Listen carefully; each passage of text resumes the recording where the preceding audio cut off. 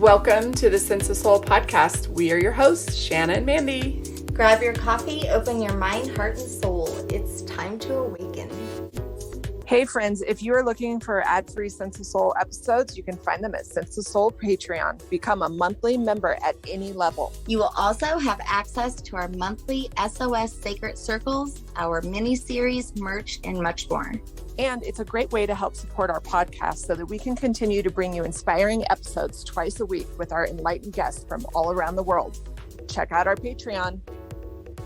Today we have with us Acharya Shunya. She is a truth teller and a trailblazing spiritual teacher who facilitates online courses, workshops, retreats, all to help those awaken their goddess within. She has empowered, educated, and inspired a worldwide community of students where she unpacks Vedic wisdom and ancient teachings for modern times, empowering people everywhere to lead fearless, fulfilled, and enlightened lives. And she is also the host of the podcast, Shadow to Self. She's here to share with us her latest best-selling book, Roar Like a Goddess, and we can't wait to talk all about this. Welcome on Sense of Souls. Should we call you Acharya or Shunya? You can call me Shunya, and Acharya, like a cha, like in channel.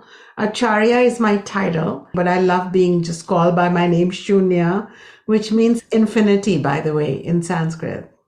Oh, I love that. Your name means infinity. Tell me about that. Was that something that your parents specifically picked out for you? Yeah, my grandfather, this is my spiritual name. I went through a ceremony and I was initiated into a life of spiritual quest and bold, roaring like a goddess. Oh my gosh, I love that. So tell us a little bit about your grandfather then. So my grandfather was a great, renowned spiritual teacher in India. I come from an ancient lineage. It traces its roots to 2000 years in India. And it sounds like a lot, but in India, we go back several thousand years. It's not such a big deal because we are an ancient culture. And I'm the first female head of this lineage and wrote this new book, Roar Like a Goddess, which is this feminist book from my tradition. My tradition is known as the Vedic Tradition. And I'm established in California and I have students worldwide. We teach through streaming technology and retreats and all of that stuff. Yeah. We are so excited to have you. I was reading up on your podcast and way to go. You guys are really popular and you've been friends forever doing amazing things. Yes, we have. We were excited to have you on for so many different reasons. The goddess Sophia has been speaking to Shanna for this entire last year. And so when you came across our email, we were super excited to learn about other goddesses. Yeah. And to learn that we're not the only ones that are kind of feeling like the age of Aquarius and women's voices are on the rise. And it feels like the goddess is coming out of those exclusive, rare, occasional women gatherings and moon circles into the mainstream. Yes. It really feels that. And the goddess is a motif, like if the woman's coming out and God's also coming out in the full feminine colors. So yes. I mean, I want to get down to what you were saying, how you are the first woman in your lineage, which would be where you're at. And that is so powerful. And you're finding that. I know even for myself, I would say I am the first woman in my lineage to step out of old patterns and trauma from those before. And it's very powerful. I feel the healing that the women before me needed. And they reached through the lineage to grab me to do that for them and for the future. How did you come into this? I was born into it. I'm grateful that the immediate men spiritual leaders who preceded me, my grandfather, great-grandfather, my father, they were progressive beings, or they were being readied by the Divine Mother so they could receive me. I'm saying it with humbleness as well as I see that I have some work to do in this world. And so I don't want to be overly humble either, as we are conditioned to do. And I want to say, like, circumstances were being prepared on earth so I could be received. And still, despite a somewhat progressive raising and being enabled to be a leader, I still had my first marriage encounter, and once I left my home, I walked into patriarchy. And then even when I left my country, I thought, oh, now I'm going to be relaxing. Well, I met more patriarchy in just different forms. And that's why I wrote this book. And that's why I want to call a spade a spade. And typically when men lead any institution, be it the church or the Vedic Hindu tradition or the Buddhist tradition, they insist upon celibacy and holiness because that's their big, achievement. Like, look at me. I didn't shoot my sperm here and there, so I must be holy. Which is like, for women, for us, childbearing is holy. For us, breastfeeding is holy. And so my emphasis in the lineage is now on wholeness more than holiness. And I want that to be a driving point for human spirituality, not just my teaching. So I talk about it. Yeah. Do you think that if you were still living in India, you would have been able to step into your goddess the way you were able to here in the United States? So India is also has different cultural climates or echo plains and plateaus. And so there is a lot of goddess movement and feminist Durga Shakti movement happening in India too. And fortunately, the tradition itself, the scripture, is more progressive than the people. The Vedic tradition says that women are goddesses. Like, I don't have to reclaim it. I have to point to the scripture. Okay. So probably yes, but probably it would not be as quick because I would keep getting pulled into wanting permission or some kind of approval. It's just like, for women like you too, it's easier to be the person outside the family, but when you go back to the family, you get pulled into this conditioning, yeah? So yeah. I feel like maybe it's a little easier to be outside, but also the book is not just about India. Now it's about people worldwide.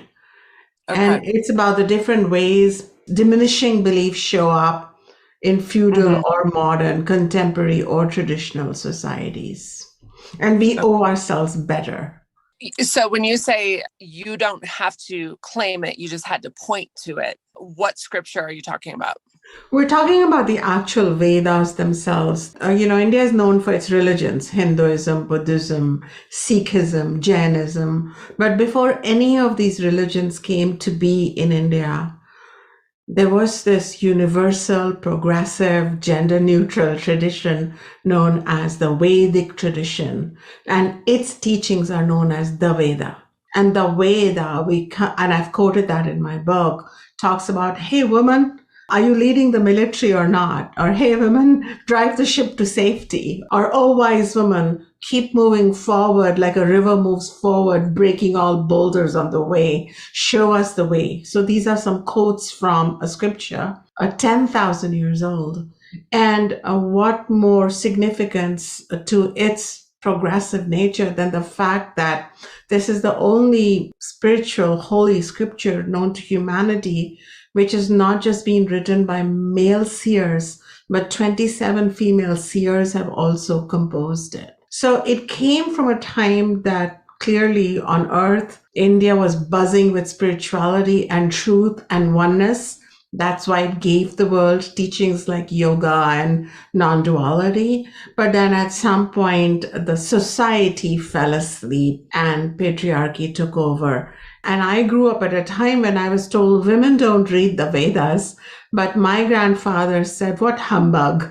Women have written the Vedas. Now they can't be taught the Veda. So he taught me to be a proud carrier of the Veda. And I and my other female children, we were taught. And then I was chosen among many to be the leader at a time when I didn't even fully comprehend that I would be, having this conversation with you one day in 2022. The men in my family and my grandfather, probably even my dad, they'd be like, you don't need to worry about reading. You need to go in the kitchen and learn how to cook. That's what they were saying. Yeah. I mean, literally. Yeah. So, I mean, and I also see, and I've seen this in every culture, that there is a similarity that occurred where women were of power at one point and did right and were priests and were honored. And these things were hidden or destroyed. And there was this quiet of women. And then now they're rising again. And you are finding, even in Christian scriptures, like the Gnostic Gospels, you're finding that women were honored. And so now we're able to actually connect with the way it was from the beginning. And we're pointing to the original teachings. For example, even in Christianity, we're talking about the women who are so close to God, to Jesus. They had full access. And because God doesn't make those differentiations. So at what time did humanity fall asleep and it was important to bring up the manning and bring down the womaning? And then people of mixed genders had no room or no place.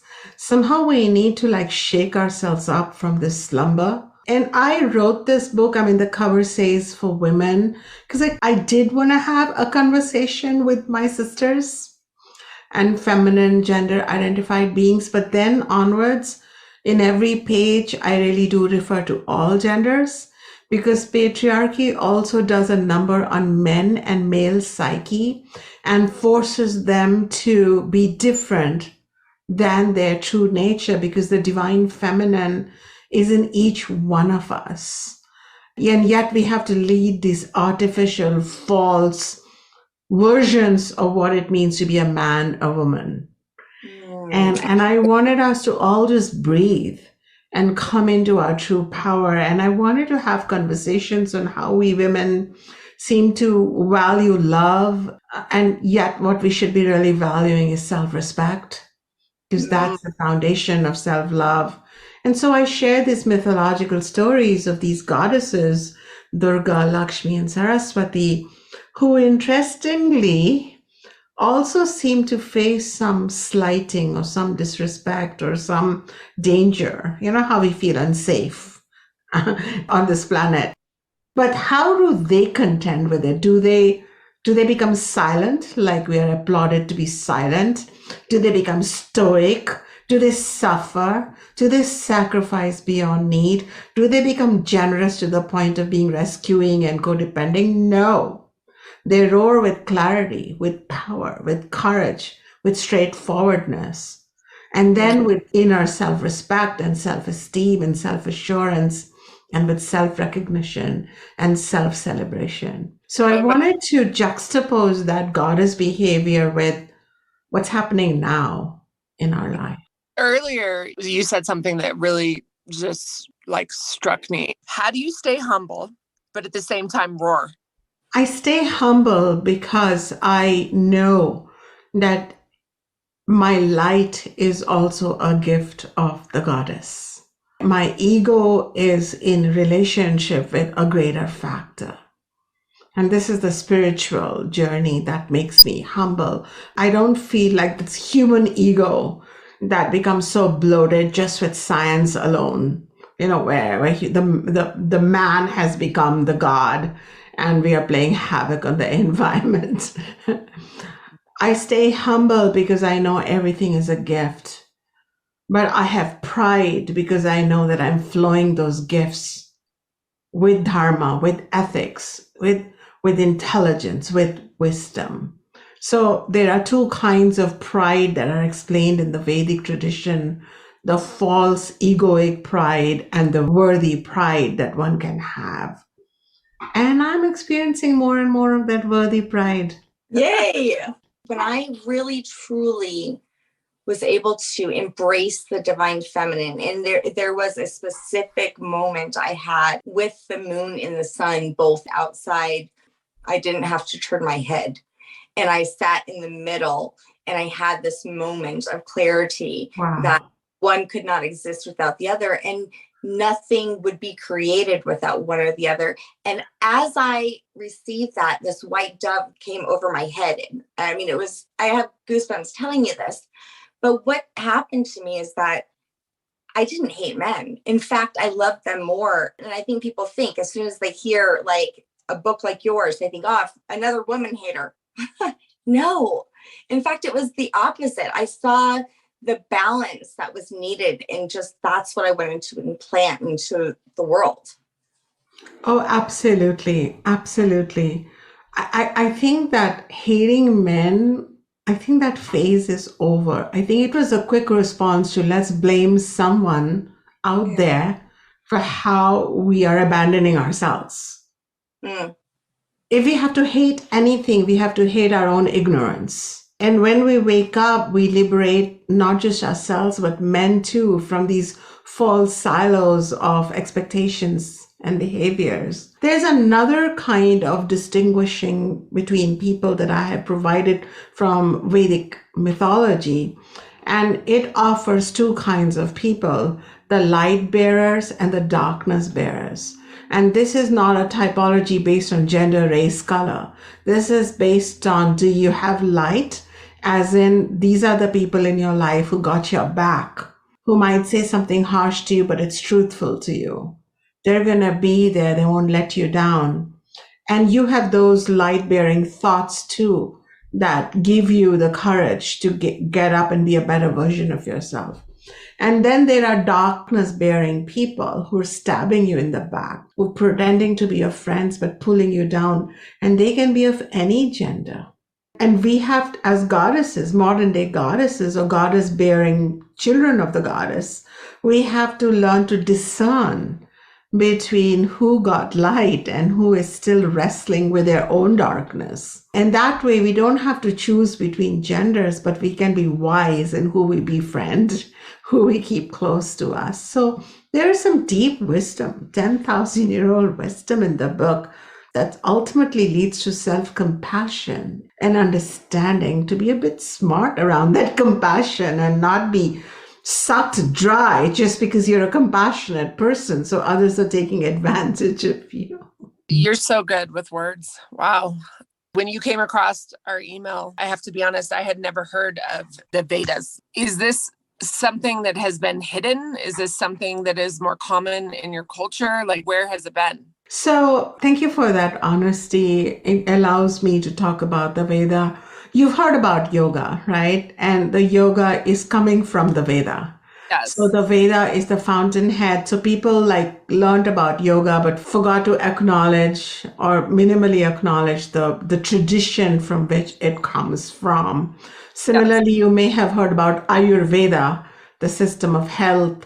Again, Ayurveda even has Veda in it. It is the medicine that comes from there. Similarly, people talk about non-duality, Advaita, and we have famous teachers. They are teaching that, but not necessarily they choose to not do that. But one is so busy teaching that sometimes one doesn't go back in time to give credit to the tradition. I am one of those rare traditional teachers who not only teaches yoga and Ayurveda and Advaita and all that non-duality and the meditation and all of that, I'm also eloquent with this language, English, to be able to then go back and say, wait, and did we thank the original source text? Because there is all this movement around appropriation or misappropriation by the Westerners of Eastern culture. When I look at that, I think, you know what, maybe we also need to do a better PR job and inform people of what are our resources? What do we need to be acknowledged? And that's why in any book I write, this is my third book, whenever I teach something or claim something, I always give a reference to the original Vedic text or the Vedic tradition or the yogic text, because I feel like if I can inform the world, somewhere I am helping preserve an ancient tradition that was so universal that 10,000 years ago, we find teachings like, and I'm going to just say a bunch of words that will sound strange, but I'm speaking in Sanskrit. But it says, but look at the sentiment. The Veda says 10,000 years ago, Vasudhaiva Kutumbakam, the world is one family. How sorely we need this today, this sentiment. Can you say that again? Vasu means earth. Vasudeva, Kutumba means family. Kutumbakam, the world is one family. Wow. This is a teaching from the Veda. There is another one I want to say. It says, you know how religions fight with each other? And so it says, Ekam Sat Vipraha Bahuda Vadanti. Sat means truth, and Ekam means one. So the Veda is saying, really, there is only one truth of God or goddess or consciousness. It is fine. The pundits of different culture call it by different names. Some call it Mother Mary, some say Durga, some say Jesus, some say Zarathustra. It doesn't matter. It's really that one truth. Look at this beautiful sentiment. And that's why you've not heard of it, but I plan to stick around on this planet for a few more decades. So you might be giving a whole podcast on the Veda soon. We had J Dev sing on, and I love his wife's music. In fact, it is those chants and those mantras that really broke me open to begin with, that vibration and I didn't even know what I was listening to. I didn't know the meaning, but yet my soul remembered it. And so a lot of this whole journey that I've been on, I've been tricked, but my soul knew. Maybe my conscious mind didn't, but it was higher than I. Well, it is said, like, you've heard about the law of karma, which comes from the Vedas. And so words like karma, nirvana, moksha, mukti, liberation, these are all Sanskrit words that come from the Veda. In fact, I have a friend, Philip Goldberg. He has written a book called The American Veda, where he talks about this whole spiritual revolution that has happened in America with the Beatles, and even prior to that with Thoreau and all of that, who was studying the Vedic texts like the Bhagavad Gita and the Vedas. And then they were translating those teachings in the West, and that how worldwide it is the Veda, which is the fountainhead of this the Aquarius age, the more open, progressive, inclusive spirituality that does not shun religion, but it takes us to another level.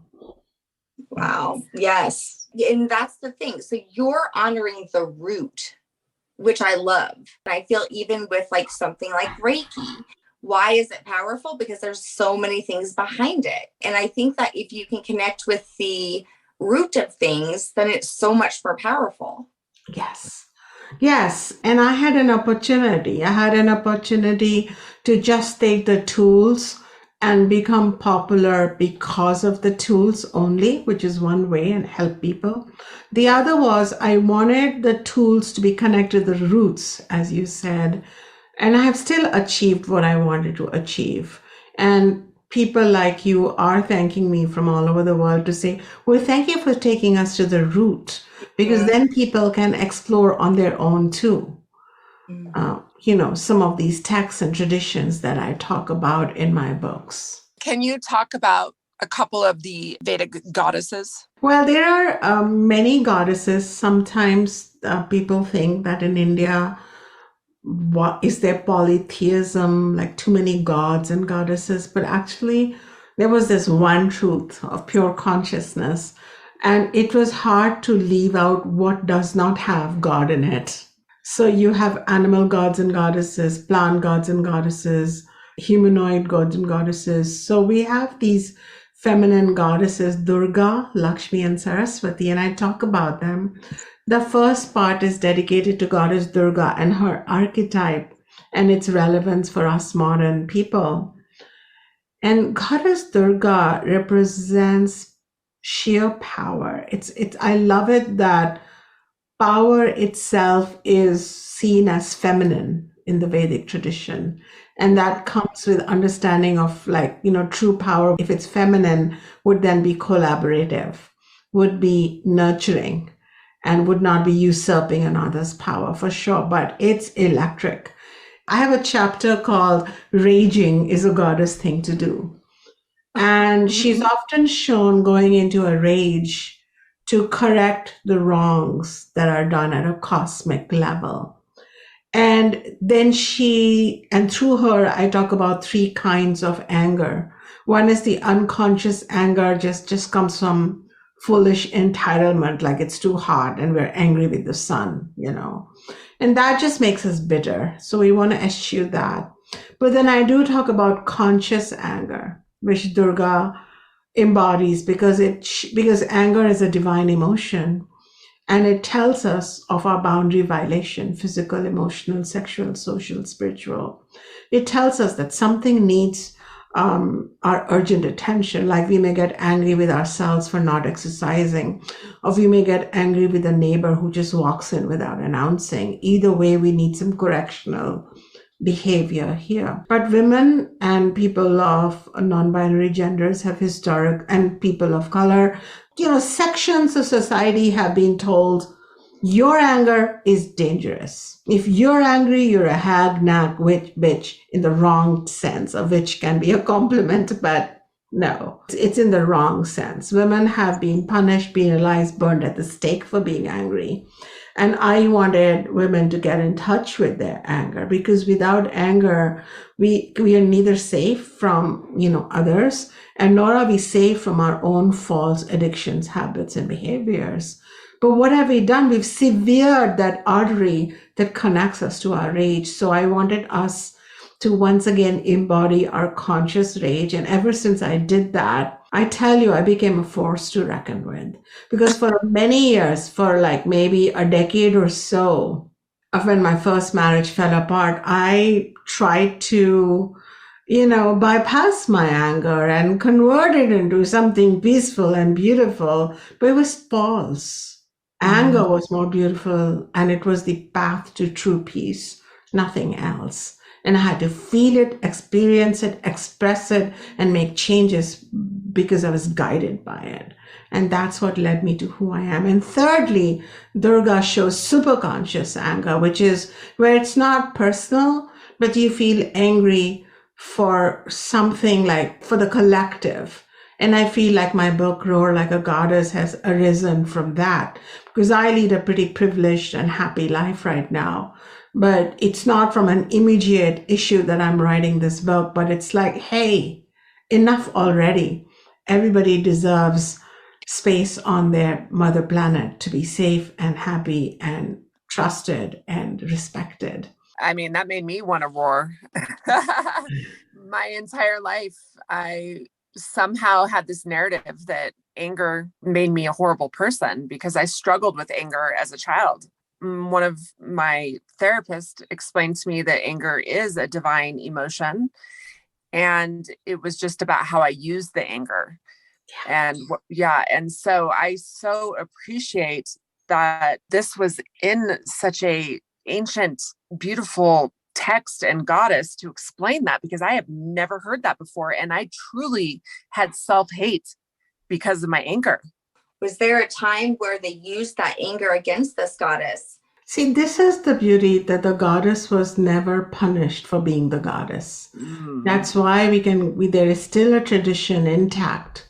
I'm not talking about the society, I'm talking about the tradition itself is really respectful of the woman and the goddess.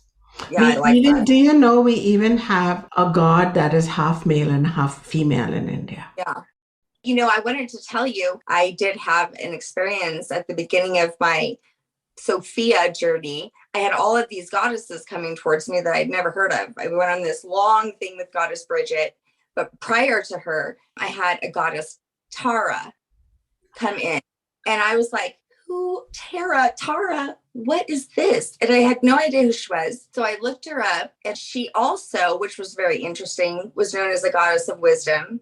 But then quickly other goddesses were coming in, and they're like, it doesn't matter which one, we're all the same. We all are the personification of the divine feminine. One, I'm so wowed that the goddesses are coming to you. I hope I can maneuver a private session with you, just to sit down with you. I would love that. And feel the blessings of the goddesses through you. So one, how grateful I am for that. Number two, it's interesting because Sophia, Tara, and Saraswati, the goddess in this book, in the part 3 of this book, they are all the same.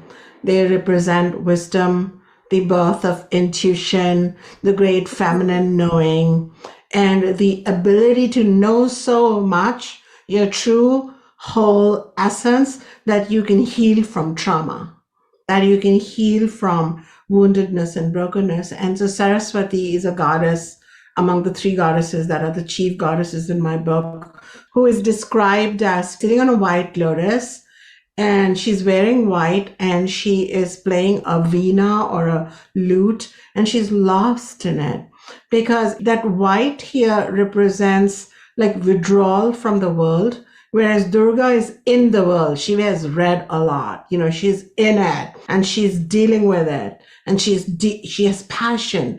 Saraswati represents this more inwardness, to connect with the inner mystic, the inner goddess, the inner voice. And that musical instrument that she's playing is like when all the shouldas, wouldas, couldas of the society calm down. That is when we hear our inner soul music. And it's fascinating that Sophia came to you, Tara came to you. So if you were to start reading the book from Saraswati section, things would become so clear to you. This morning, I don't know I'm going to be meeting you. I mean, I knew I'm meeting you too. Like, I'd seen your biography and my publicist told me great things about you guys, but I didn't know I'd be having such a personal conversation about Tara and Sophia and Saraswati. And that stage of time when your eyes are not open, but you're kind of waking up in the morning, I started hearing Saraswati mantras in my head. And I'm like, wait, it's time to wake up. And yet I want to just listen to it inside me. And here we are talking about this goddess. So this goddess represents deep healing. And I do talk about my trauma, ladies. I even talk about patriarchy induced trauma, which is a recognized condition. And in our DNA, we are carrying the screams of millions of women across countries, nations, cultures who have been made second, or who have suffered, or who have been tragically humiliated or even killed on this planet that's still growing up. The consciousness has not evolved for everybody to be safe. And from that perspective, I felt like Saraswati was a beautiful balm to me. And so in the Saraswati section of my book, readers will find a lot of peacefulness to just meet that goddess within. And I believe power is knowledge and is wisdom. So when I heard you speak about the first goddess, the different aspects of this power, this trio, which is there's always that triple power. So the first one was the power of passion and rage and courage. Yeah. And the last one, wisdom. She can't use her instrument, this divine energy. She can't use it without wisdom. So beautifully said. And then the final goddess is Lakshmi. And I wonder if you guys have seen her poster image. She's very popular worldwide, but she's the goddess of abundance and wealth and prosperity. And she is also the goddess of sensuality and sexuality. So everything material. So if Durga, the first goddess, through her courage and strength makes us safe, and the final goddess makes us intuitive and wise, then this goddess Lakshmi makes us playful and joyful and abundant. And just, not just like worried about survival, but blossoming into higher consciousness and a greater generosity. And these 3 goddesses teach us modern women lessons on how to channel courage.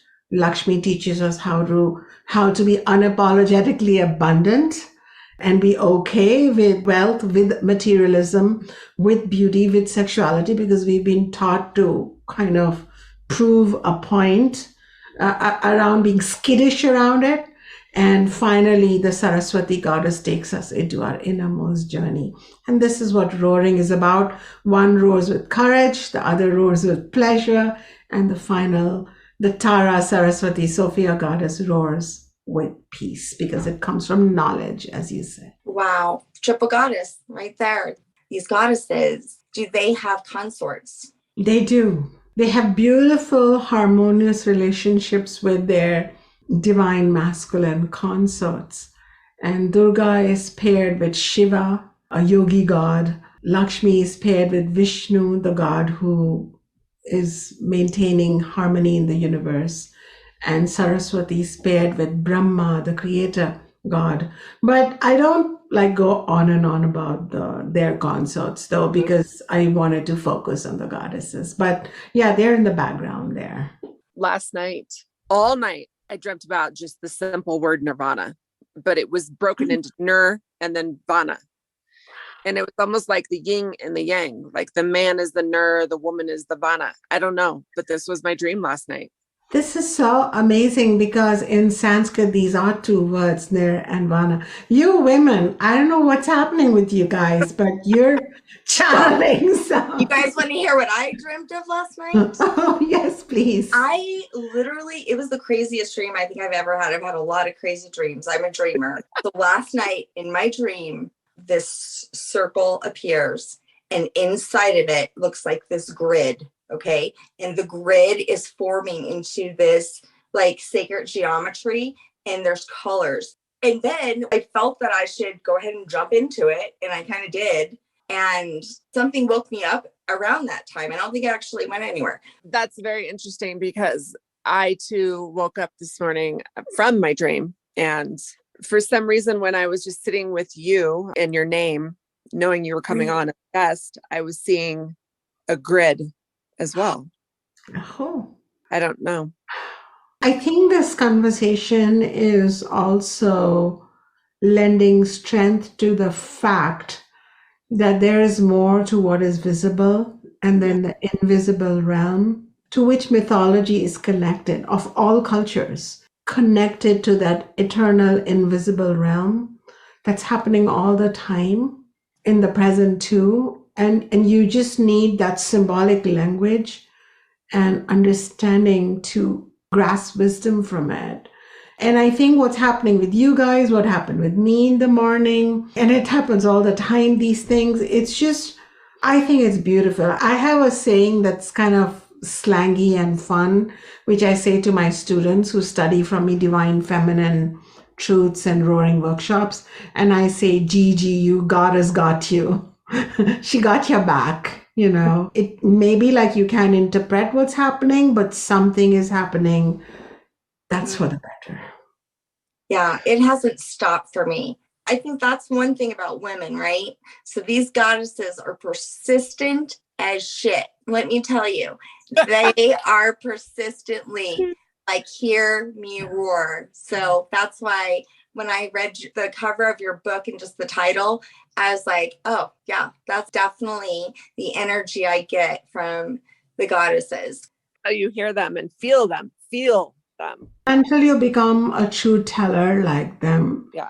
I thought I was a true teller a long time ago, but even that quality of the truth, it's not just the truth of you speaking to others, but it's the truth of what you're speaking to yourself. Like no self-deception here. Let me ask you, because when I first started, so I have a whole other podcast about Sophia. The beginning of it, I literally say how I never even thought of the idea of a goddess. I thought there was fairy tales and princesses because I am from a Catholic background.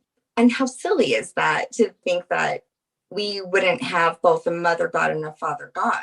The conditions that we have, especially over here in America, I really have obviously embraced the goddess, but yet other people I can see their doubt, or I can sense that it's so hard for them to wrap their head around that.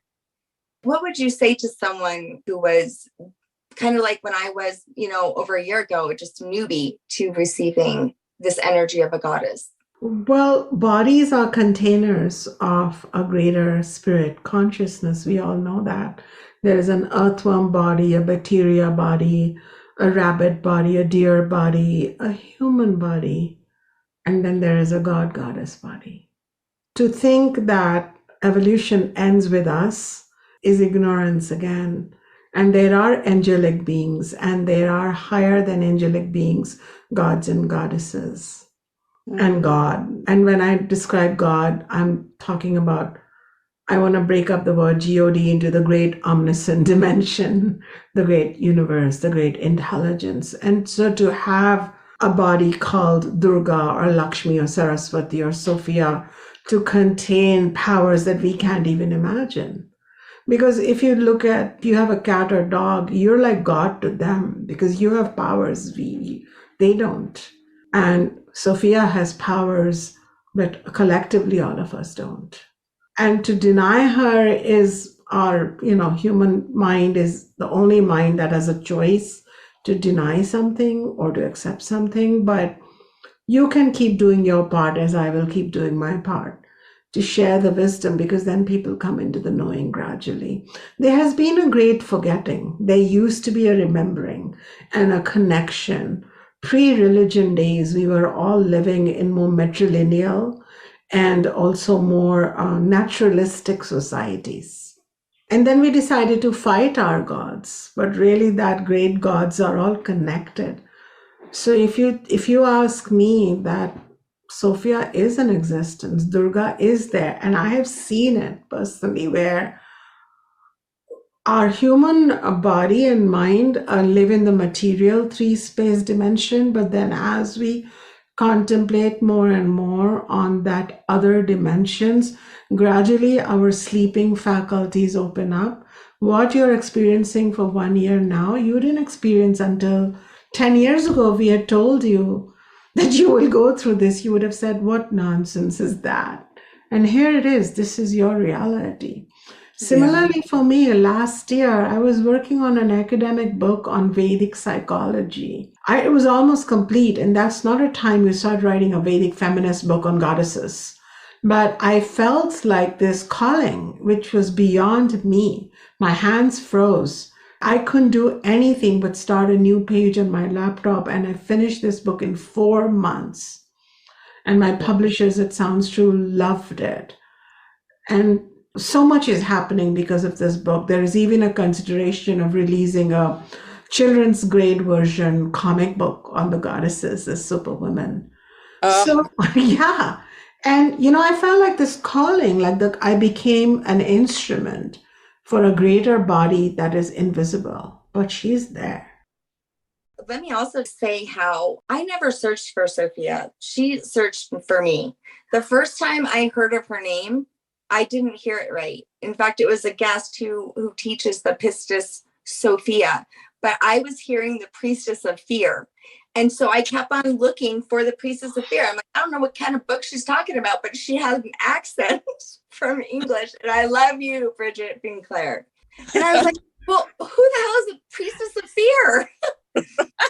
And eventually I discovered her because of another book, and I happened to see Priestess Sophia, and then I was like, wait a minute. And it was only through the actual Gospels that I'd never read in my life, and through my dreams, and through amazing synchronicity constantly, that I learned who she was. And when I hear other people speak of her, I'm like, I don't know where they got that information. Sometimes I'm like, it's not my truth, but I can't say that that's not theirs. But it's interesting the way I've received it. It's not through me studying her or seeking her. So using my discernment and trusting in my witness of Sophia. Yeah. Similarly, in this book, we have a whole tradition that claims to have a relationship, a whole nation that has a relationship with Durga, Lakshmi, and Saraswati. But what I have written in this book has emerged from my multiple decades of relationship with these goddesses, and how they transform me and my students from being more bound people into being boundless people, boundless personalities. So it's my truth, and a truth that Feels connected to the tradition, and yet it is singularly mine.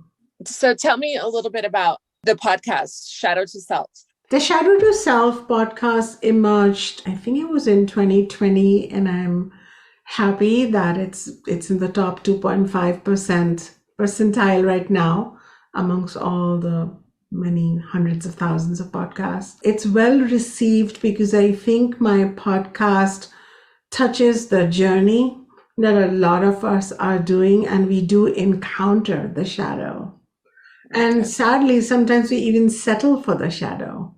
But it's important to keep going on and to not be afraid of the shadow in our spiritual journey, but then to milk it, so to say, and learn from our own darkness and pain, something that the three of us have already been talking about. And so in Shadow to Self, I continue twice a month talking about, my adventures with the goddess, or with yoga or Ayurveda and spirituality. And it's been a riot, really, to be able to have those deeper conversations. Yeah. Can I ask you, I just lately have been open to hearing new stories of creation than what many of us here in the West have been told. Are the goddesses a part of that creation, or was it just a male source? Oh no. The Divine Mother is said to be the mother of this cosmos. Her womb is from which the cosmos has emerged. In fact, there is one goddess who is not in the book, though I talk about her in my other teachings, but she's in my next book. But there is one version of the goddess where she laughs, and from her laughter, the world comes about. So in the Gnostic myth, it is Sophia laughs and the sun is birthed. It's beautiful, just beautiful. Beautiful. In the Bible, there's just like a few sentences at the beginning. Yeah. And that's what we've gone off of. And I also feel that when we are laughing, when we are relaxed, I think that is also when we are giving birth to a new possibility in our life. And so I connected laughter with Genesis. So I connect laughter with creativity in my teachings. Okay. And my teachings have moved from being like this overly intense to a more relaxed, smell the roses along the way, enjoy with friends and family, and contemplate on that divine truth in your heart, so that there is joy. And from that joy, we can recreate ourselves. So that's been a theme that is explored in Roar Like a Goddess also. So which goddess does laughing fall under? The middle one? Lakshmi, the goddess who is all about joy and playfulness. But you can't say that Durga doesn't laugh. She's not angry all the time. She's only shown to bear weapons against wrongdoers and wrongdoings. But otherwise, she's often seen, she rides a lion, and she's often seen just frolicking with the lion or playing with his hair. And she's a divine mother of compassion. So this is the beauty of the older traditions, where we don't have such hard and fast typologies, but they're all really embodying all the colors of an emboldened and liberated womanhood. You know what? And laughing is so powerful. The other day, this was so funny. It was raining, and my son's room in the basement was starting to get water in it. So my oldest daughter, who is 23, we went outside and we're putting buckets and stuff under this, water that's dripping down to catch it. And my daughter steps in the hole of the sprinkler system. And she just goes down. And instead of me helping her, I'm laughing so hard. We both peed in our pants laughing so hard. But it's an energy that your body, your soul, like every bit of you feels that laugh. It is such a powerful thing. Didn't we forget to laugh? Like we're so stressed. And we're watching our phones all the time, or we're like just so consumed with news, and news is always morbid. And that's why we have to cultivate this lifestyle of more joy, more laughter. And I'm glad that I'm not surprised that you laughed.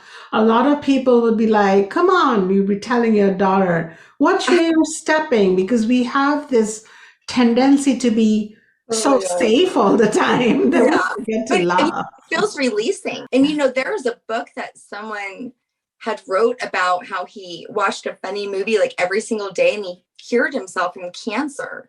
So that just shows you how the vibration of laughing can be so very healing. Oh, that's a beautiful. Oh, I'm going to look that up. Who's that person who wrote this movie? If someone was a student of yours, what does that look like and what's the ultimate goal? Is it to stand in their truth, to stand in their goddess, to be able to roar humbly? I think the ultimate goal of all my roaring teachings is wisdom, to know when to roar with righteous rage, when to roar with peace. There's that discernment, fine tuning. So, for example, I teach workshops on roaring relationships. How do you navigate the world of relationships with goddess wisdom? How do you know when should you become a Durga goddess and not put up with violation of your respect? Like, when should you not be willing to negotiate around your respect and that it's fundamental? When do you channel Lakshmi and really give yourself the permission to enjoy your family life, your friends, your parties, your barbecues, and have the right attitudes in your work life so that if money is coming your way, you don't have the wrong kind of attitudes to push it away or think that you deserve less and settle for less. Similarly, from a relationship perspective, Saraswati is important because she has to do with wisdom, has everything to do with relationship with your own self. How do you see yourself? Do you see yourself as a lost case or as a superior one, which will cause the wrong kind of pride? Or do you see yourself as a work in process? And how can you carry all parts yourself? How can you bring radical acceptance to yourself? So in short, when I teach roaring relationships, or I teach roaring abundance, or I teach roaring health even, I'm bringing the divine feminine wisdom into our daily life. I'm trying to make it easy to interpret and understand. We unpack the mythology. Like, here is what Durga did when she faced this situation. Maybe it's interesting that in one of her mythologies, Durga was sexually objectified, but she didn't just say me too, which is fine. It's a start. She was unabusable because of what she spoke and what she did, which is mentioned in this book, and the stance she took, that she couldn't be violated. And so these learnings are really important. And if we learn about the sun, we'll be willing to hold up a lamp. But if we only think about a torch, then we can maybe hold up a battery. It's like you need to learn more about the ultimate roaring of the goddess so that as a woman, you can be a confident, empowered, and discerning person, a more whole person. And I'm not just teaching this to women from my country, because I have lived now in the United States longer than I have lived in India. And I have students from every part of the world, and I have found the same challenges of abandoning ourselves, of doubting ourselves, of retreating more than necessary, of fading away, of settling for less, of sacrificing for unworthy people and reasons, of being generous when we need not be generous, when others were not showing their generosity. And I noticed that it's across the board. And then I realized that, gosh, these beliefs are in the air we breathe. And that's why I wrote this book. And that's what I want for my students. They're going to walk away more empowered and smarter, I would say that. This whole time, I keep going back to like birthing a child.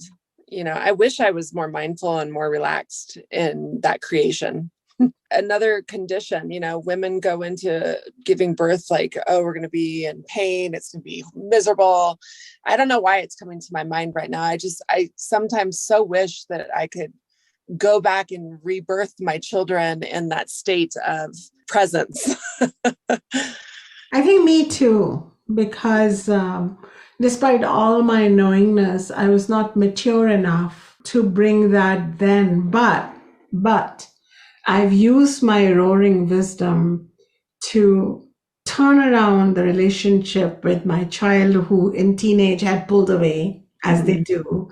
And there was some distance that had erupted between us. But because I'm a roaring goddess woman, I could use that wisdom to rebirth a new relationship and to allow him to see me and to see him. And so now I have had a new childbirth and I have a new child to raise with this wisdom. I think we keep getting opportunities, maybe not in the same way, but in a different way. I got to get married again, and I enjoy a roaring, equal, happy, communicative, progressive relationship. So we get to do it again, I think. I think that sometimes when I think of like roaring, I think that men find roaring women very intimidating. It scares them. It's like some women, I think, are afraid to step into the roaring in fear that maybe they'll be misunderstood.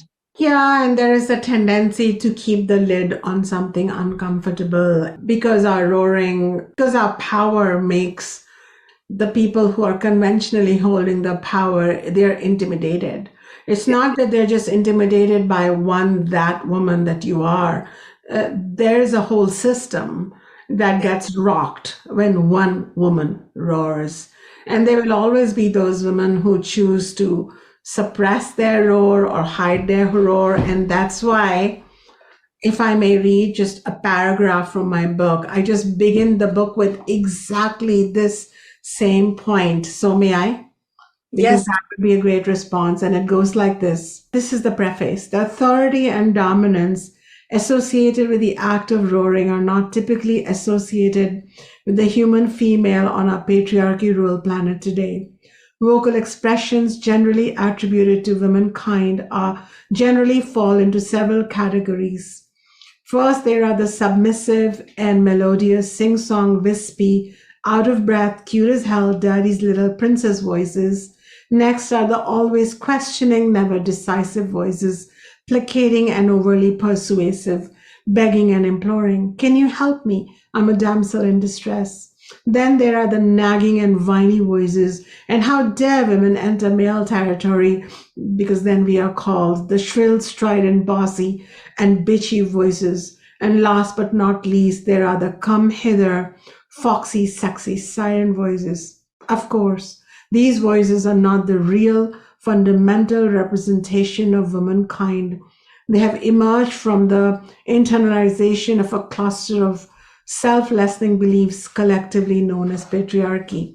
And then I go on to connect us women's real voice to a roar, because the roar is a real authoritative voice. It sources its authority from within. And when the roar is heard in the jungle, people know that, okay, who that is, who is roaring, who is speaking.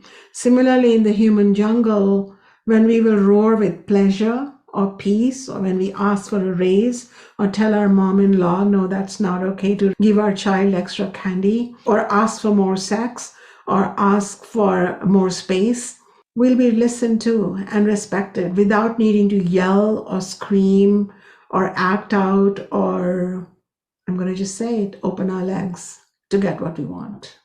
And that's why I want to write to these very women who are intimidated by the thought of intimidating others. And I hope through the agency of this podcast and by you asking this very valuable question, women will not hesitate in discovering their power. I love that. And so powerful that you use the lioness, because a lion does not foolishly roar before it pauses. It's very strategic, and uses all three of that goddess energy to move forward. Wow. All three. Yes. And you can call on that. That's the one thing I learned throughout this journey, is that if you are feeling depressed or something, call on that energy of playfulness. And if you are feeling like you don't know which direction, call on the wisdom. If you need to ground yourself in that goddess, that's in the earth, and connect with her, we have these energies available. Absolutely. The archetypes help create an image, a story. We may forget all the notes we write to ourselves, but we don't forget a story. We don't forget an archetype, a name. And I can give my own example. I had a lot of passion and courage, and I had a lot of introversion and wisdom. What I didn't have was enough playfulness, and I wouldn't mind a little more abundance, material abundance. So I started calling upon Lakshmi, remembering her stories, remembering her inner permissions, and I'll tell you guys, I started changing. I've had way more luncheons and soirees in my backyard than before, ever. I have laughed so much. I have been receiving maybe gifts that I may not wear or keep, and I move them on. But like the energy is moving of beautiful things, a basket of fruit, a beautiful scarf just coming my way. It's like, hey, Mother Lakshmi. And now I think I'm on my way to become so abundant that, which I've always done, I'm going to be sharing more and more because I care, because that's a Lakshmi energy. So it's like I brought her into my life, and my life feels more balanced because of it. I am so excited about this episode. Like, I'm sitting here just thinking, I can't wait to release this.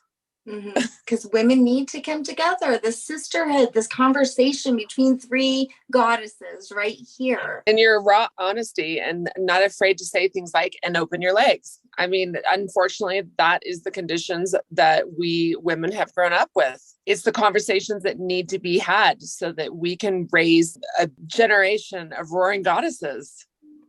And as a spiritual teacher, if I was just carved in stone from my tradition, I would never write this book, never talk about this, never say these words. Yeah. But as a goddess woman, representative of my tradition, oh yeah, we're going to call it out. We're going to say it, because unless we say it, we don't change it. We don't own it. We don't accept what's okay and not okay. And I'm ready. I'm ready to keep roaring. And I've started. I'm not going to stop. And thank you for being great company for that. You know, I can't help but think about when my mom would go to these tea shops in India where these women had had acid thrown on their faces for disrespecting their husbands in some way. And she told me that it impacted her life so much because these women were basically, you know, told that they could no longer be part of their families and they had to leave, not only with the scars of this acid being thrown on them, but to go try to find a living. And so in my mind, I always thought about women in India being suppressed. And that story, like just that my mom told me, really hurt my heart. And so to have you here to represent all of those women, to be able to roar and the power of roaring together, hopefully there'll be a shift. Yeah, I'm definitely the face of more progressive India, but I'm not just a progressive Indian who happens to have her circumstances supportive to work for her because I work in Google or I work in a bank or I'm in a university and I have my life going. I am still in the tradition. I come from a small town and I'm going to continue championing this progressive tradition that has been forgotten by a people. And I'm going to continue working for these grassroots women. I am going to have my book translated. I am taking this book to the Prime Minister of India in these coming months because he is also championing women's rights. And I want that wherever women are being asked to be servile in the name of domesticity, that needs to go. How do we know that across the world they're not looking at us and going, God, can you imagine those Americans believe that only a man created them? And that's why the situation may look like with a certain face. Of course, acid being thrown is a unique case. It's not happening every day all the time, but the face of what this inequality, internalized misogyny does may look different in India, different in Peru, different in the United States, but it bleeds nevertheless. Absolutely. Yeah. So how can we support you? How can our listeners support you? I think one, you guys have been awesome. And actually, I really enjoyed how we just chatted ourselves into this comfortable space of the goddesses expressing themselves. So I really like that. Yeah, thank you so much. And let's continue to roar from our part. Where can our listeners find you? Can you shout out your podcast, all of your social media as well? Your Instagram's amazing. My podcast is A Shadow to Self, and it can be found anywhere you find podcasts. And my website is awakenedself.com. It's not awakening, but awakenedself.com, and you will find me there.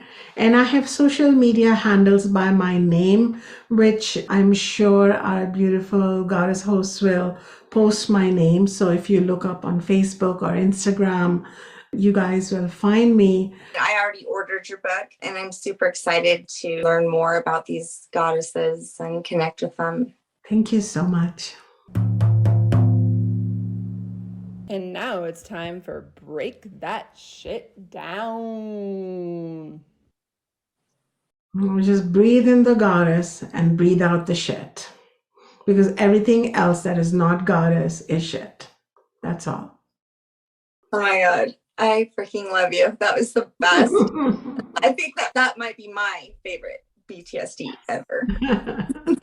Oh my God, me too. Thank you for just raising my vibration today and reminding me of my roar. Thank you. Yes, thank you so much. It was so nice to meet you. You can come roar on our podcast whenever you want. Done. We're friends forever now. Roaring together.